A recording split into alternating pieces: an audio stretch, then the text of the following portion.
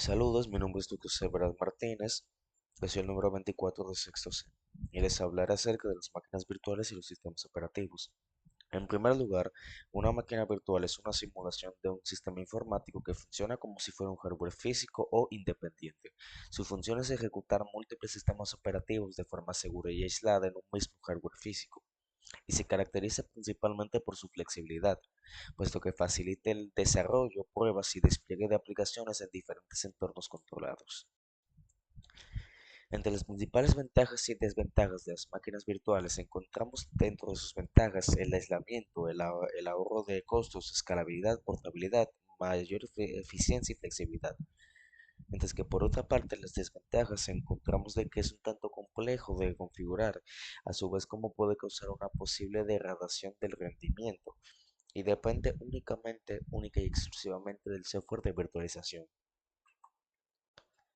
Entre los programas para la creación de máquinas virtuales he escogido tres: VMware, VirtualBox y Hyper-V.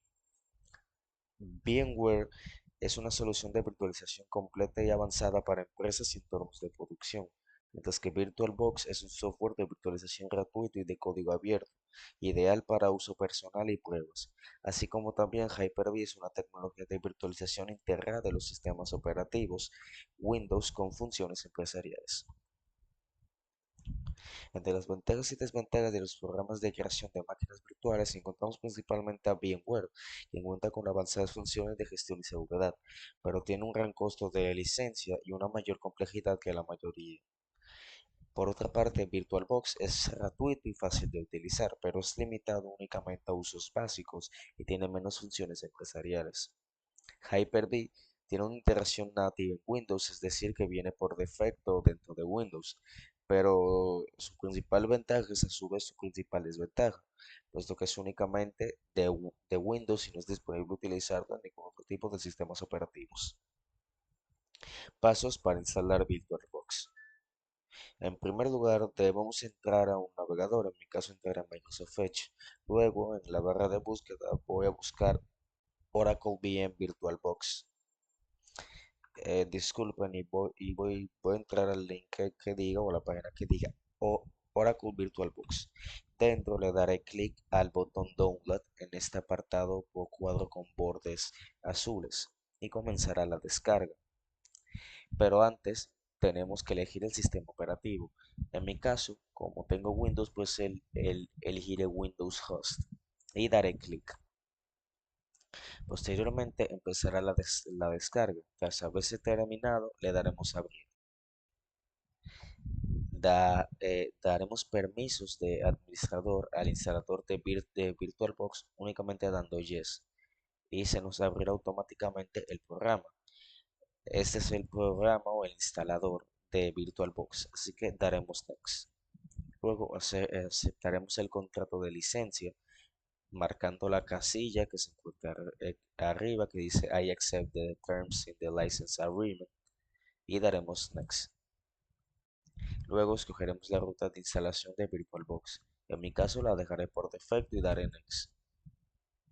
En esta ventana vamos a dar permisos a VirtualBox para para modificar nuestra interfaz de conexión de red para adaptarla a la máquina virtual, es decir, la virtualización. Así que daremos Yes.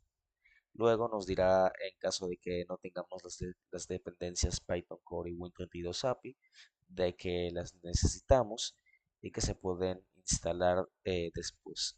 Así que daremos a Yes. Luego nos pide un poco de configuraciones antes de instalar. En mi caso recomiendo marcar todo con casilla azul y dar Next. Luego simplemente damos Install. Así comenzará una barra de carga que cuando termine nos aparecerá esta ventana. Lo único que tenemos que hacer es dar Finish y si queremos que se inicie tras finalizar, pues simplemente dejamos esta casilla azul marcada y damos Finish.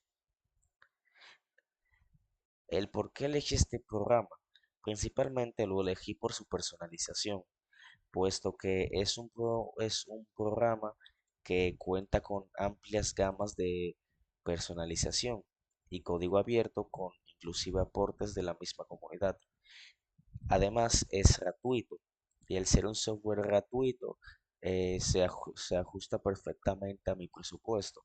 Además, tiene una comunidad activa que en caso de tener cualquier tipo de duda, incertidumbre o error, serán capaces de contestar. ¿Qué se necesita para crear una máquina virtual? Se necesita principalmente un procesador con soporte de virtualización, 4 GB de RAM y 20 GB de espacio libre. También un programa de virtualización como VirtualBox y la imagen ISO del sistema operativo. Asignar CPU, RAM, almacenamiento y configurar la red de la máquina virtual según tus necesidades. También se debe configurar e instalar el sistema operativo en la máquina virtual utilizando una imagen ISO. Ahora, pasos para instalar Kali Linux en VirtualBox. El primer paso es buscar Kali Linux en un buscador de confianza. En mi caso, utilicé Google y en el primer link que aparece, que sería este, le di clic. Luego le daremos clic al botón de Download dentro de la página. Luego escogeremos el apartado de Virtual Machines y después escogeremos VirtualBox. Hay más, pero en este caso escogeremos VirtualBox, puesto que es la máquina virtual que actualmente tengo. Y les escogeré de la versión de 64 bits. Luego voy a extraer el archivo descargado, puesto que al darle al VirtualBox o al icono de VirtualBox empezará la descarga y tras terminarse iremos a la ruta donde está instalada, en mi caso es el escritorio, y le daré a clic derecho sobre el archivo que acabamos de descargar y le daré a Extract All o extraer todo si lo tienen en español. Voy a hacerle un poco de zoom para que se vea perfectamente. Por otra parte, también podemos elegir, tras darle a Extract All, nos aparecerá esta ventana que nos dice básicamente la ruta de instalación de donde queremos que se extraiga. En mi caso voy a dejarlo por defecto en el escritorio y le daré a Extract. Tras extraer, simplemente habrá un pequeño momento de espera donde tras tener extraído todo, tendremos ya nuestro archivo.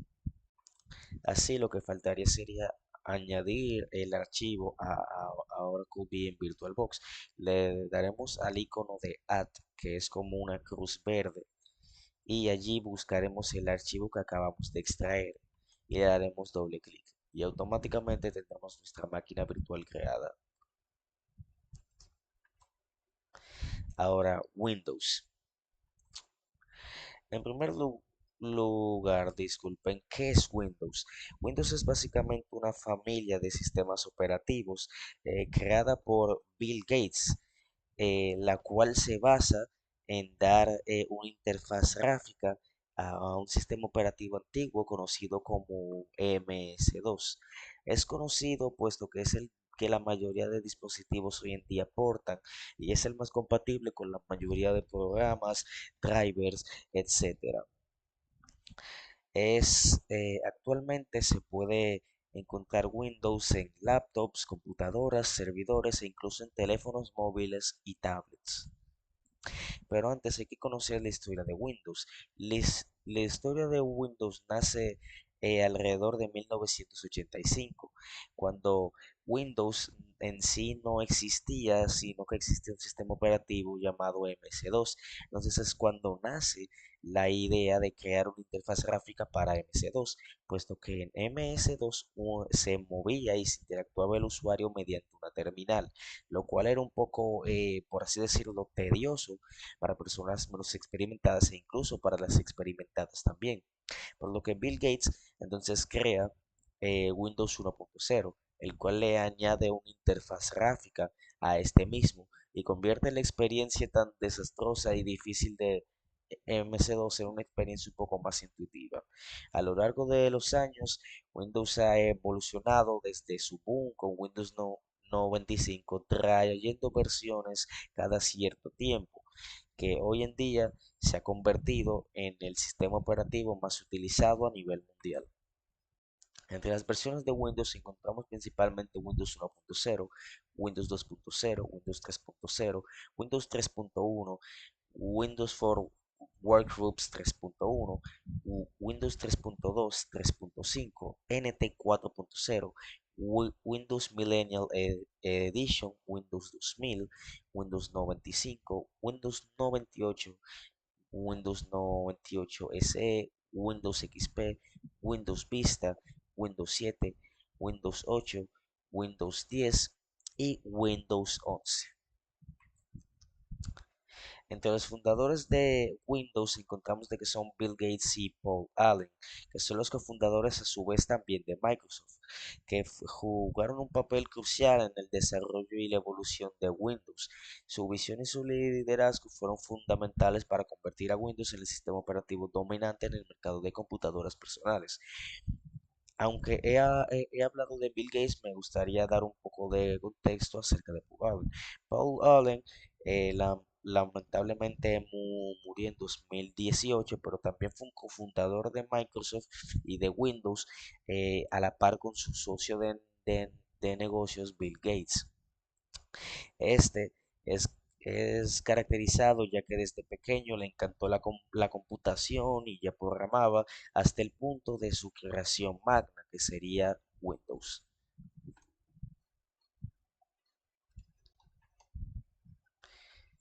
Entonces, por otra parte, tenemos las ventajas y desventajas de cada versión.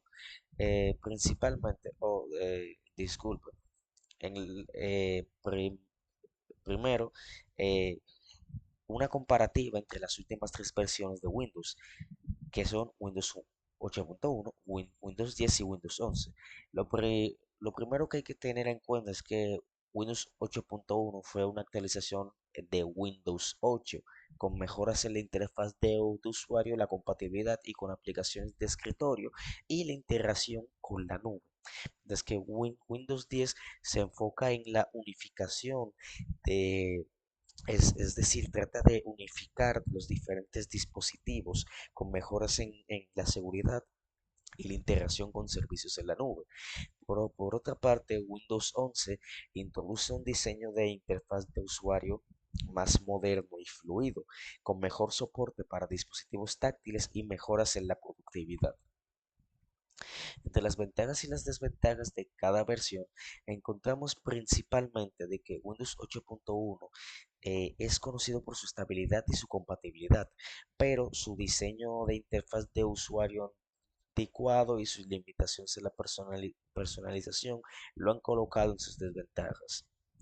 Windows 10, por otra parte, tiene una interfaz de usuario moderna y tiene un mejor soporte para dispositivos táctiles, pero a su vez cuenta con mayores requisitos de hardware y al momento de su lanzamiento algunas funciones aún estaban en desarrollo. Windows 11, por otra parte, tiene una integración avanzada con la inteligencia artificial y realidad aumentada y mejor experiencias en el usuario, pero tuvo problemas de compatibilidad al inicio, es decir, en su lanzamiento. Por otra parte, la popularidad de las versiones de Windows. Windows 8.1, aunque ya actualmente no tiene soporte, sigue siendo un poco popular con una cuota del mercado de aproximadamente el 10%. Windows 10 actualmente sigue siendo la versión más utilizada, con una cuota de mercado del 70%.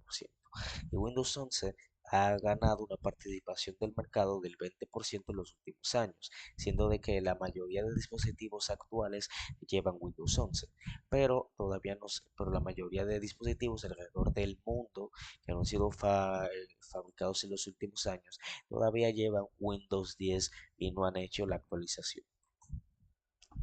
Por otra parte, acogida de las diferentes versiones por los usuarios, principalmente en Windows 8.1, su acogida fue positiva por su estabilidad y compatibilidad con software anterior, mientras que Windows 10 fue bien recibido por su interfaz de usuario moderna y mejoras en la seguridad, pero por otra parte, Windows 11 fue apreciado por su diseño elegante y funciones avanzadas.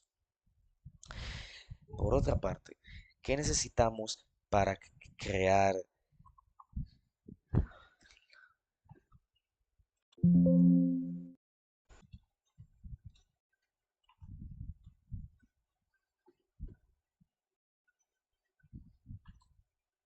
Bien, ahora pasaremos con los pasos para instalar Windows 10. En primer lugar, entraremos a Media Creation Tool, el cual es un programa que trae Microsoft para poder, eh, que trae Windows, mejor dicho, que es utilizado para poder crear particiones y USB de arranque para poder instalar Windows 10. En primer lugar, al entrar, le daremos simplemente a aceptar el contrato de licencia. Luego elegiremos la opción que deseamos. En este caso nos pregunta qué deseamos hacer y le daremos a crear medios de instalación. Luego le daremos a siguiente.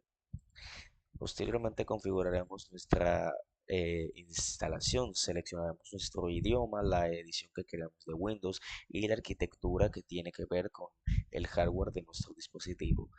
También lo pueden dejar por defecto y usar las opciones que recomienda el mismo programa. Y tras tener esto ya completado, le daremos a siguiente. Luego escogeremos el dispositivo preferido. En este caso voy a utilizar una memoria flash, por lo que voy a darle a la opción unidad flash USB. Pero si fuera, por ejemplo, una máquina virtual, pues simplemente descargamos el archivo ISO.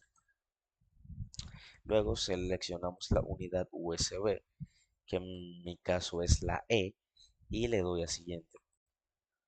Luego comenzará a descargar con un proceso que puede tardar dependiendo de su dispositivo y de su internet, pero que tras terminar lo que tendremos que hacer será iniciar con el USB de arranque.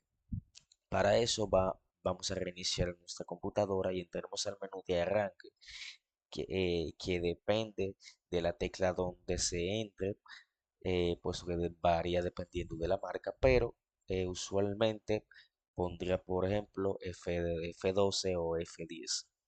Cuando nuestra computadora esté encendiendo, daremos F10 y vamos a poder acceder al menú de arranque, en donde seleccionaremos básicamente nuestro USB. Luego empezará a, a salir la pantalla de carga de Windows y nos aparecerá este menú que es la instalación de Windows, en donde seleccionaremos nuestro idioma mediante un pequeño cuadro desplegable. Tras tenerlo seleccionado, le daremos a siguiente. Luego simplemente le damos instalar ahora. Nos pedirá entonces una clave de activación, pero que si no tienen, simplemente dan a la opción no tengo clave de producto y continuarán tranquilamente. Luego van a elegir la versión de Windows, disculpen, que desean instalar. En mi caso voy a dejar a Windows 10 Home, pero simplemente con darle clic es suficiente. Y dan a siguiente. Aceptarán el contrato de licencia dándole a la casilla acepto los términos de licencia y posteriormente al siguiente. Luego van a seleccionar instalar. Luego, eh, aquí en este apartado, básicamente lo que nos dice es de que seleccionemos un disco duro de instalación. En mi caso, como yo solamente tengo un solo disco duro, entonces no voy a necesitar otro. Pero en caso de que tengan varios, escojan el que quieren eh, que el sistema operativo se instale. En mi caso voy a dejarlo todo por defecto y daré a siguiente. Luego empezar a instalar y empezarán los preparativos para instalar Windows 10. Tras terminar, el sistema se reiniciará y nos aparecerá esta pantalla de carga de preparando. Luego tendremos que configurar Cortana. Posteriormente nos mandará a establecer nuestra región. En el caso de que no tenga tu país, puedes escoger uno cercano y daremos así. Luego accederemos con una cuenta de Microsoft que en caso de no tener pueden simplemente desconectar el internet y volver a intentar para que no les pida una cuenta de Microsoft o pueden crear una.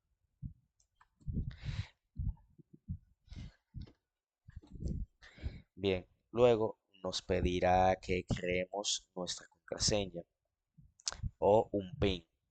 Pues simplemente le damos a crear PIN y pondremos el PIN que nosotros queramos. Luego nos mandará a configurar nuestro teléfono, pero le podemos dar más tarde para obviar, así que le daremos a más tarde. También podemos configurar el OneDrive, esto si lo quieren lo pueden hacer, pero en mi caso yo voy a dar a la opción de solo guardar archivos en este equipo. También si tenemos Office 365 lo podemos configurar, pero como en caso de que no tengan una clave de producto, simplemente dan a no. Luego van a configurar su asistente digital. En mi caso, simplemente voy a darle a rechazar. Y luego podremos configurar nuestros gestos de voz. En mi caso, voy a darle a no ser el reconocimiento de voz en línea y aceptar. Luego vamos a esperar. Y simplemente tras esperar, podremos disfrutar del sistema operativo. Bien, ahora hablaré acerca de Windows Server. Windows Server, antes de comenzar con su historia, Windows Server es básicamente, disculpen, un sistema operativo parte de la familia de Windows, pero que está enfocado, como lo dice su nombre, a entornos empresariales donde se utilizan servidores. Este trae opciones y funciones que Windows comúnmente no trae y se enfoca más en la utilización de recursos y manejo de procesos como lo haría un buen servidor. En su historia principalmente se caracteriza porque surge en 1996 como un sistema operativo para redes de computadora basado en la tecnología Windows NT y a lo largo de los años experimenta innumerables actualizaciones adaptándose a las demandas de las nuevas tecnologías. Por otra parte, entre sus versiones encontramos Windows NT 4.0 Server, Windows Server 2000, Windows Server 2003, Windows Server 2008, Windows Server 2012, Windows Server 2016, Windows Server 2019, Windows Server 2022 y Windows Server 2025. Entre las ventajas y desventajas de sus tres últimas versiones, es decir, Windows Server 2019, 2022 y 2025, encontramos de que la versión del 2019 este cuenta con una seguridad avanzada e interacción híbrida con Azure, pero entre sus desventajas, su curva de aprendizaje es un tanto alta y pronunciada y sus costos eh, son elevados para empresas pequeñas. Por otra parte, en el 2022 cuenta con una mayor seguridad y un rendimiento optimizado para entornos híbridos, pero requiere de hardware moderno y puede tener problemas de compatibilidad con software antiguo. Por otra parte, el Windows Server 2025 cuenta con una protección mejorada contra ransomware con inteligencia artificial y enfoca en sostenibilidad energética. Es decir, de que se enfoca principalmente en la cantidad de energía que utiliza tu dispositivo o tu equipo. Por otra parte, las desventajas dependen mucho de la nube y tiene problemas de estabilidad, puesto que es muy nuevo. Por otra parte, ¿qué son los servidores? Los servidores son básicamente aparatos informáticos que se encargan de almacenar, distribuir y suministrar información mediante la red. Estos funcionan mediante un modelo conocido como cliente-servidor, en donde el cliente puede ser tanto como un ordenador como una aplicación que requiere información del servidor para funcionar. Por tanto, un servidor ofrecerá la información que se le requiera al cliente siempre y cuando el cliente esté autorizado. Los servidores pueden ser tanto físicos como virtuales. Las principales funciones de un servidor, disculpe, le haré menos zoom para que puedan ver. Las principales funciones de los servidores son principalmente almacenamiento, es decir, almacenan cantidades grandísimas de información, como lo pueden ser archivos o en base de datos o aplicaciones, y permiten conectividad, es decir, permiten compartir información y recursos entre diferentes dispositivos dentro de una red. Y también procesan, es decir, ejecutan aplicaciones, servicios y procesos que requieren mayor capacidad de procesamiento. Entre los tipos de servidores encontramos los servidores web, que son básicamente los que alojan sitios web, gestionan el tráfico y entregan el contenido que el cliente quiere ver. Así como también encontramos los servidores de correo electrónico, que manejan el envío y la recepción de correos electrónicos. También los servidores de base de datos, que como lo dice su nombre, almacenan y gestionan bases de datos o información estructurada también podría ser. También los servidores de aplicaciones, que son los que ejecutan aplicaciones complejas y sistemas de software. Entre los sistemas operativos para servidores podríamos mencionar Windows Server, Linux y Unix. U- Windows Server ya hemos hablado, pero es popular para las empresas que buscan una solución robusta y con soporte amplio. Mientras que por otra parte, Linux es un sistema open source, versátil e ideal para entornos de altos rendimientos. Mientras que Unix es un sistema robusto y estable, a menudo utilizado en sistemas de misión crítica. ¿Qué es la arquitectura cliente-servidor? La arquitectura, disculpen por el desliz, la arquitectura cliente-servidor es básicamente un modelo eh, de recibimiento de información en donde básicamente tú tienes un servidor y el cliente necesita acceder a una información que se encuentra dentro del servidor. Entonces el cliente eh, manda un paquete o por así decirlo, una solicitud al servidor y si el solicitud determina, disculpen, si el servidor determina de que la solicitud es verídica, de que se encuentra dentro de la información que tiene el servidor y de que encima de donde viene la solicitud puede pedir, es decir, que el cliente tiene acceso a ese tipo de información, entonces se la proporciona. Por ende, como ven en la imagen, la conexión va del cliente al servidor y luego el servidor devuelve la información al cliente. Entonces, ¿cuáles serían las diferencias entre HTTP y web hosting? En primer lugar, HTTP es un protocolo de transferencia de hipertexto que define cómo se envían los datos entre un servidor y un cliente web. Pero el web hosting es un servicio en sí que permite a los usuarios almacenar y acceder a sitios web y a sus datos. Su principal diferencia es su función. El HTTP transfiere páginas web y otros recursos desde el servidor al cliente, pero el web hosting únicamente proporciona espacio para la página web, ancho de banda y otros recursos necesarios para alojar un sitio web. También se diferencia en el alcance. HTTP se centra en la transmisión de información entre los puntos, mientras que el web hosting implica la gestión completa del entorno para alojar un sitio web y cuenta con elementos como métodos de solicitud, encabezados, cuerpos de la solicitud y la respuesta en caso de HTTP. Pero en caso de web hosting se necesita nombre de dominio, espacio en disco, cuentas de correo electrónico y bases de datos. Mientras que el costo de HTTP es gratuito, puesto que es un protocolo estándar, el web hosting implica costos de suscripción recurrentes. Y ahora la computación en la nube. Disculpa, la computación en la nube es básicamente un tipo de modelo de información donde la información en sí se guarda dentro de servidores virtuales que se procesan dentro de un hardware físico. Por ejemplo, lo podremos ver en aplicaciones como por ejemplo OneDrive, donde como vemos la información deja de guardarse en tu computadora para guardarse entonces en otro dispositivo mediante la red. Eh, por otra parte, tenemos los servidores en la nube. Los servidores en la nube son básicamente un tipo de servidores que almacenan, procesan información a través de la red, evitando de que la información se guarde de manera local en el hardware físico donde se están ejecutando, o en el caso también del cliente. Pero proceso de instalación de Windows Server. Lo primero que tenemos que hacer es descargar el archivo ISO.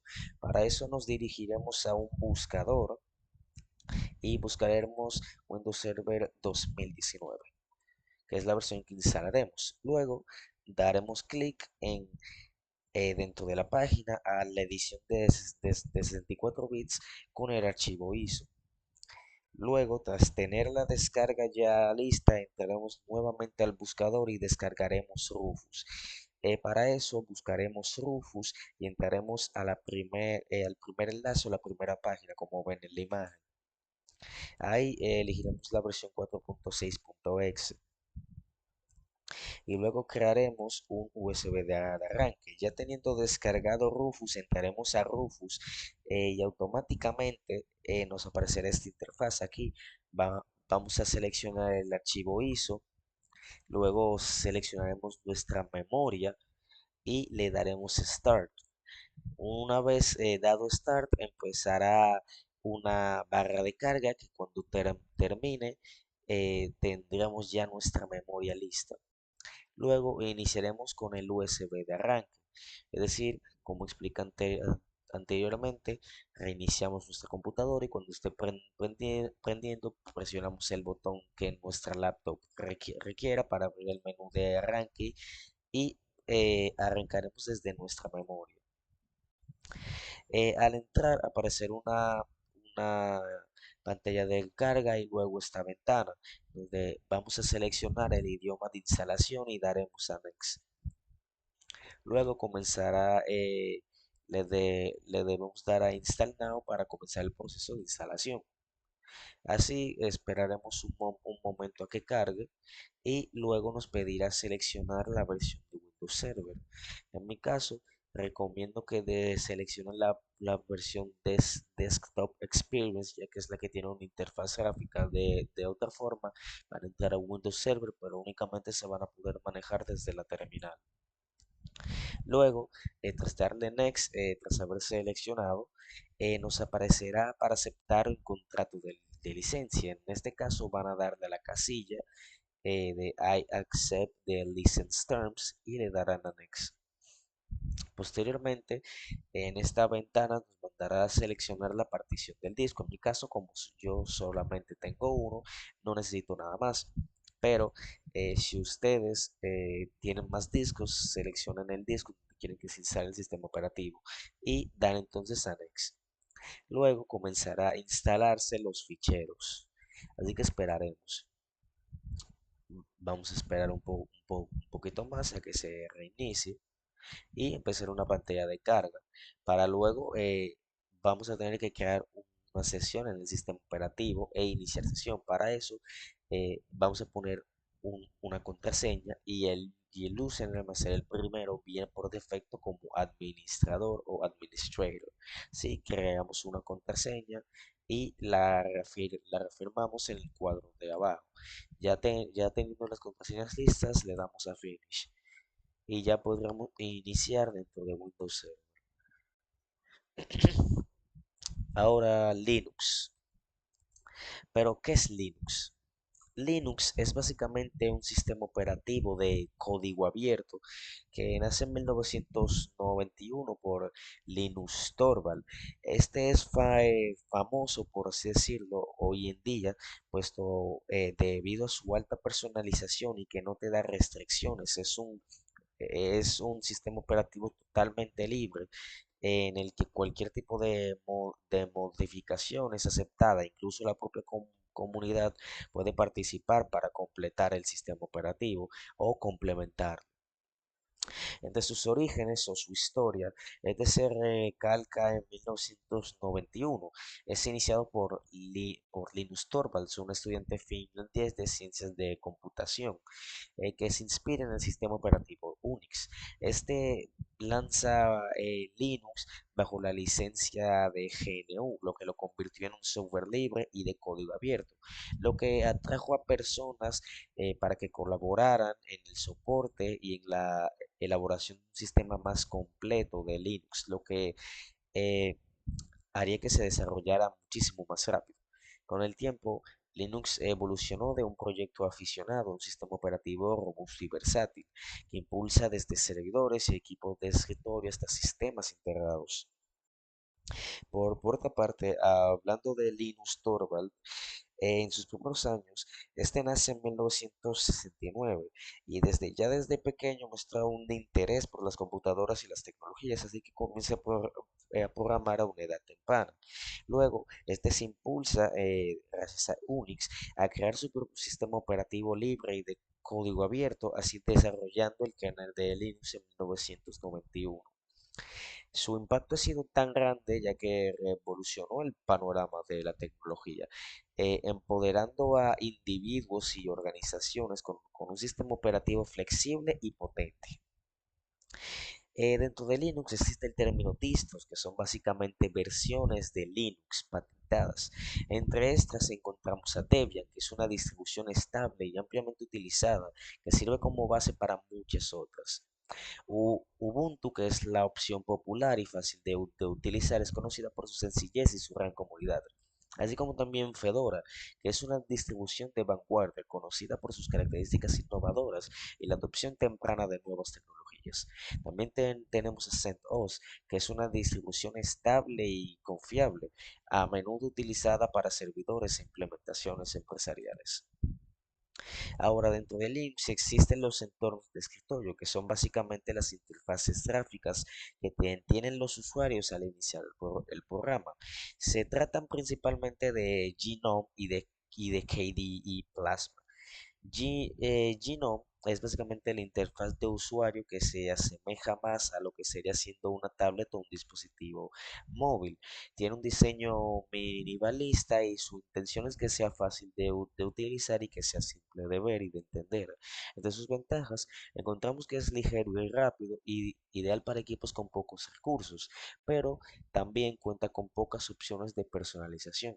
Por otra parte, que KDE Plasma es básicamente otra interfaz gráfica que trata de imitar a los comunes y clásicos interfaces de computadoras de escritorio, que se utiliza más para nivel profesional o si tienes una computadora con más recursos, puesto que su utilización es justamente para actividades muy específicas. De sus ventajas es extremadamente personalizable, ofreciendo un alto grado de control sobre la apariencia y la funcionalidad, pero entre todas sus desventajas encontramos de que puede consumir más recursos que Genome, especialmente con una alta personalización. La curva de aprendizaje también puede ser más pronunciada para usuarios nuevos. Por otra parte, si comparamos Genome versus KDE y Plasma, eh, veremos de que Genome tiene una interfaz muchísimo más sencilla e intuitiva, además de que es muchísimo fácil de entender y más amigable para nuevos usuarios. Cuenta con una facilidad de uso y con un diseño minimalista y una navegación intuitiva. Entonces, que de Plasma, por otra parte, no trata de ser minimalista, sino de ser completo, adoptando de que cada uno de los usuarios tenga acceso a cada una de sus necesidades específicamente, sin tener que acceder a otro tipo de menú. Además de que ofrece amplias opciones de personalización. Y por ejemplo, KD Plasma cuenta con una barra de tareas que se asemeja mucho a la de Windows. Por otra parte, hablemos de Ubuntu. Ubuntu es básicamente la distribución de Linux más popular. Es conocida por su facilidad de acceso y su gran comunidad. Está basada en Debian y ofrece una experiencia amigable para principiantes con una interfaz intuitiva y una amplia selección de software. Entre sus ventajas y desventajas, encontramos de que es fácil de utilizar. Disculpen, cuenta con una gran comunidad y tiene una amplia selección de software, así como actualizaciones regulares, una excelente documentación e interacción con otras tecnologías. Pero en tanto sus desventajas encontramos de que tiene problemas de privacidad, tiene una posible sobrecarga de actualizaciones, aunque menciona de que tiene actualizaciones regulares, la sobrecarga de actualizaciones también puede ocasionar errores de rendimiento. También tiene mayor consumo de recursos comparado con distros más ligeras y algunos drivers o controladores pueden no ser disponibles. En tanto, su popularidad es de las distribuciones de Linux más populares, por no decir la más popular, especialmente entre los usuarios que se inician en el sistema operativo, debido a su facilidad de uso y su amplia comunidad de soporte.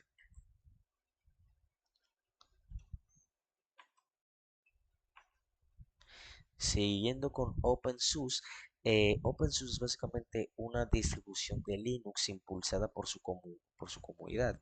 Es conocida por tener una experiencia fácil de usar con un enfoque en la personalización y herramientas potentes para los desarrolladores. Cuenta con un apoyo excelente de la comunidad que proporciona documentación exhaustiva y foros activos para brindar soporte. Entre tanto sus ventajas y desventajas, encontramos de que OpenSUSE cuenta con una sólida comunidad que proporciona un excelente soporte. Cuenta con un sistema de compilación que ofrece una amplia gama de opciones de personalización y OpenSUSE incluye una gran variedad de paquetes de software. Por otra parte, en sus desventajas, la curva de aprendizaje para utilizar Jazz, que es básicamente un gestionador de personalizar de OpenSUSE, es un tanto elevada para los principiantes. Y OpenSUSE tal vez no puede ser la mejor opción para aquellos que buscan una distribución más minimalista. Además de que su modelo de lanzamiento continuo significa que las actualizaciones son continuas o son frecuentes y como hemos dicho anteriormente puede ocasionar problemas de rendimiento. OpenSUSE también puede como que consumir muchos recursos utilizando más memoria que la mayoría de distros o comparándolo con distros más ligeros. En tanto, su popularidad se destaca principalmente porque tiene una sólida comunidad de usuarios. No es el más popular, pero la comunidad que tiene hace que sea una de las mejores distribuciones eh, de Linux. Y tal vez no es tan amplia como distribuciones como Ubuntu o Fedora, pero pero se busca más darle una experiencia de personalización al usuario y darle necesidades específicas de su sistema. Ahora, ¿cuáles son los pasos para instalar Ubuntu? Lo primero que tenemos que hacer es descargar Ubuntu OS, es decir, el archivo ISO. Para eso tenemos a nuestro navegador y buscaremos Ubuntu y entraremos el primer link de la página que nos aparece. Luego tenemos a la sección Get Ubuntu y daremos clic en Download Ubuntu Desktop. Luego daremos clic en Download 24.04.1 LTS y comenzará la descarga. Una vez finalizado, nos dirigiremos a Rufus y descargaremos en este caso la versión 3.20 portable. Así, de Rufus, vamos a seleccionar nuestro archivo ISO, nuestra memoria y una vez ya seleccionado, pues le daremos a empezar y comenzará una barra de carga. Cuando termine, como he explicado anteriormente, vamos a reiniciar nuestra computadora y repetiremos el proceso de seleccionar en este caso F2 cuando esté prendiendo para entrar al menú de arranque y ya teniendo el menú de arranque seleccionaremos nuestra memoria. Luego aparecerá esta ventana donde básicamente vamos a darle a la opción Try or Install Ubuntu. Tienen que tener en cuenta que en este tipo de ventanas únicamente se mueven por las teclas del mouse y el Enter. Así que con las teclas del mouse nos dirigiremos, disculpen, con las teclas, con las flechitas del teclado, nos dirigiremos a Try or Install Ubuntu y le daremos Enter. Entonces empezará una pantalla de carga para seguir con la instalación. Lo primero que nos dará será elegir el idioma. En mi caso, como mi idioma es el español, voy a dejarlo en español o voy a escoger el de español en caso de que no esté por defecto y le daremos a siguiente. Luego nos aparecerá una ventana de accesibilidad de Ubuntu donde básicamente nos dice que si queremos opciones que nos faciliten la utilización de Ubuntu. Recomiendo dejar todo por defecto y simplemente dar a seguir.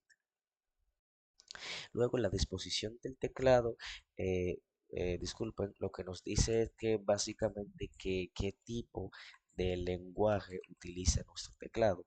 Es decir, si nuestro teclado es, por ejemplo, eh, español o inglés y en el caso mío como es español latinoamericano, escojo español latinoamericano y simplemente doy a siguiente. También tenemos una pequeña ventana abajo por si queremos probar el teclado y que todas las teclas y la distribución funcionen perfectamente. Luego nos conectaremos a una red. Si no tienen Wi-Fi, pueden también conectarse vía LAN. Y si tienen Wi-Fi pero no los detecta, entonces sería un error de drive. Pero en caso de que ya de que se conecten con una red, este sería la ventana para hacerlo. y damos a siguiente. Luego nos pedirá de qué queremos hacer, si queremos instalar o si queremos probar Ubuntu. En nuestro caso lo que queremos es instalar Ubuntu, así que dejaremos la casilla como está y le daremos a siguiente. Luego nos pedirá un tipo de instalación. Recomiendo la instalación interactiva ya que podremos gestionar paso a paso cómo se hace nuestra instalación. Es que la automatizada es como lo dices, automática y no tendremos tanto control sobre lo que vamos a instalar. Así que yo le daré a la instalación interactiva y simplemente dar la siguiente. Luego, en la optimización del equipo, recomiendo dejar todo por defecto, ya que esto nos instala los drivers necesarios para el buen funcionamiento. Luego, en la configuración del disco, vamos a poder básicamente describir, no, perdón, elegir el disco duro que nosotros queremos para instalar Ubuntu. También podremos también dejarlo en simplemente borrar el disco para instalar Ubuntu, pero en caso de que no quieran hacerlo, pueden irse con la instalación manual donde pueden crear particiones para instalar el disco duro. Luego vamos a crear una cuenta poniendo nuestro nombre, luego el nombre del equipo, el nombre de usuario y con una contraseña que confirmaremos en otro campo que se encuentra debajo. Hecho esto, daremos siguiente. Luego seleccionaremos nuestro uso horario o nuestra zona horaria y daremos a siguiente. Y ya dicho esto, nos mandará un pequeño cuadro para que revisemos de que todo lo que seleccionamos lo que queremos. Y ya revisado, daremos instalar. Así comenzará la instalación. U- Una vez instalado, simplemente le daremos a reiniciar ahora. Y tras reiniciar, entraremos con nuestro perfil y nuestra contraseña y tendremos la bienvenida a Ubuntu 24.04 LTS. También si queremos acceder en este caso al interfaz de usuario Genome que cuenta Ubuntu, pues simplemente eh, le damos a siguiente, a terminar y nos mandaría directamente a este escenario. Bien, ahora, ¿cómo se instala OpenSUSE? Lo primero que tenemos que hacer, como los demás, es buscar OpenSUSE dentro de nuestro navegador de confianza y entrar a la primera página. Nos aparecerá esta pequeña interfaz en donde vamos a darle a la opción del lib y le daremos a instalar lib. Luego, en la versión de Intel o AMD de 64 bits para PCs de escritorio, laptops y servidores, le daremos a la opción de offline image, que la diferencia con la network image, que el offline image permite y después de que lo instalas no vas a necesitar internet para ninguno de los procesos de instalación, mientras que el network image sí, así que le daremos al offline image, perdón, y comenzará la descarga del punto ISO.